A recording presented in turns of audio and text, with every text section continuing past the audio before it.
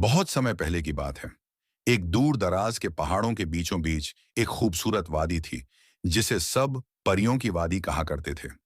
यह वादी फूलों की महक, मीठी नदियों की कलकल और रंग बिरंगी तितलियों से भरी रहती थी।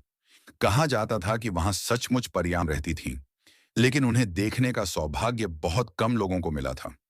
वादियों के उस पार एक छोटा सा गांव था, सोनापुर, जहां एक गरीब लकड़हारा अपनी बेटी मीरा के साथ रहता था। मीरा एक हंसमुख, प्यारी और समझदार लड़की थी। उसकी माँ जब वह बहुत छोटी थी तभी गुजर गई थी। उसके पिता उसे बहुत प्यार करते थे और दिन रात मेहनत करके उसका ख्याल रखते थे।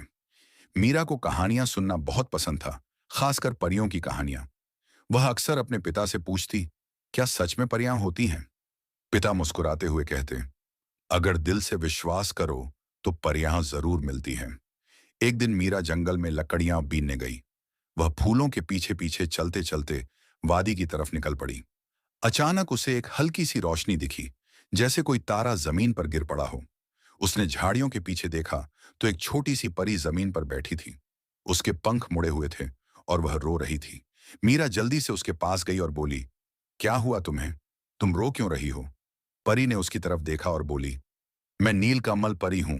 मैं आसमान में उड़ रही थी, तभी मेरी एक पंख टूट गई और मैं नीचे गिर पड़ी। मैं अपने वादी तक वापस नहीं जा सकती। मीरा ने बिना एक पल गंवाए परी को अपने आंचल में उठाया और बोली, चिंता मत करो, मैं तुम्हारी मदद करूंगी। मीरा परी को अपने घर ले आई। उसने उसका ख्याल रखा, उसे दूध दिया, उसकी चोट पर दवा लगाई और बहुत प्यार से उसकी सेवा की।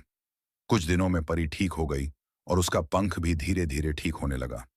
एक दिन परी ने मीरा से कहा, तुमने मेरी इतनी मदद की, अब मैं तुम्हारी एक इच्छा पूरी कर सकती हूँ। सोचो, क्या चाहिए तुम्हें? मीरा कुछ देर सोचती रही, फिर बोली, मुझे कोई महल या खजाना नहीं चाहिए।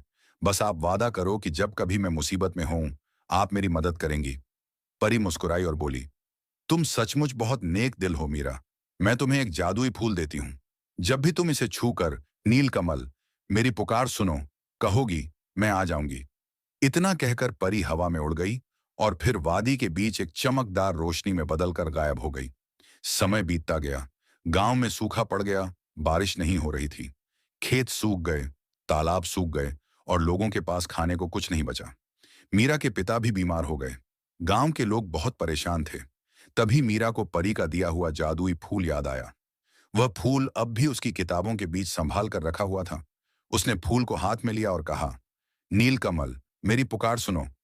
अगले ही पल एक नीली रोशनी कमरे में फैल गई और नील कमल परी प्रकट हुई। मीरा, मुझे बुलाया तुमने? मीरा ने कहा, परी माँ, मेरे गांव के लोग बहुत परेशान हैं। क्या आप कुछ कर सकती हैं? नीलकमल परी ने अपने पंख हिलाए और आसमान की ओर उड़ते हुए बोली, आज रात चांद की रोशनी में एक चमत्कार होगा। अगली सुबह गांव वाले हैरान रह गए।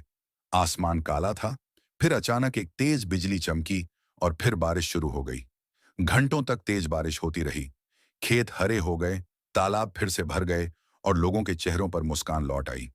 मीरा के पिता भी धीरे धीरे ठीक हो गए। गांव के लोग मीरा को परियों की दूत कहने लगे। फिर एक रात मीरा को नींद में एक आवाज सुनाई दी, मीरा, तुमने अपने नेक दिल और दूसरों के लिए चिंता करके साबित कर दिया कि तुम खास हो। अब समय आ गया है कि तुम परियों की वादी की रक्षक बनो। मीरा की आंखें खुलीं और वह अपने आप को वादी के बीच खड़ी पाई। नील कमल परी और दूसरी परियां उसके चारों ओर थीं। नील कमल परी बोली, तुम अब हमारी दुनिया की हिस्सा हो मीरा। जब भी इस दुनिया में अच्छाई की जरूरत होगी, तुम वहां रहोगी।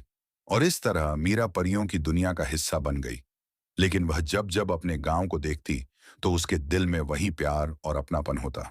कहते हैं, आज भी जब कोई सच्चे दिल से परियों को पुकारता है तो मीरा की आत्मा उसकी मदद के लिए पहुंच जाती है। शिक्षा, यह कहानी हमें सिखाती है कि सच्चा दिल, नेक इरादा और दूसरों की मदद करने का जज्बा ही असली जादू है।